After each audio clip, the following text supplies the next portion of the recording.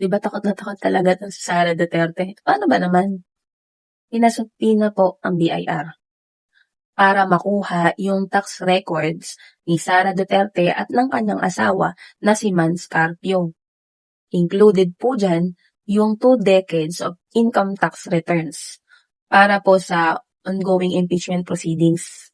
So by April 14, pinapa-appear itong si BIR Commissioner Attorney Charlito Martin R. Mendoza para po sa impeachment proceedings ni Sara.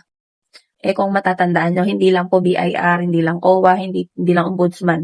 Marami pa pong pinasubpoena. At ito, magiging kaabang-abang talaga itong magiging impeachment proceedings sa darating na April 14. So, ang pinaka-purpose talaga nito para makuha yung tax compliance and reported income ni Sara Duterte at ng kanyang asawa na si Mans Carpio. Kasama na rin dyan yung original or yung certified true copy ng annual income tax return ni Sara at ng asawa niya para sa taong 2007 hanggang 2025. Siyempre sinasabi ni Sara or sinasabi ng kampo ng mga TDS, di ba, na mahirap lang sila, na pobre sila, simple lang sila. So dito makikita natin, ito may record, makikita natin kung totoo ba yung claims or yung kaawa effect nila na ganon.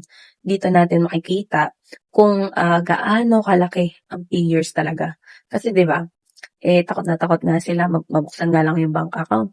Kumbaga ninenervyos na sila, hindi na nila alam kung ano yung gagawin nila. Kaya balik sila sa pagpapakalat ng fake news at pag-atake sa presidente. Kaya ayan, abangan natin itong magiging impeachment proceeding sa April 14. Kasi panigurado exciting 'to.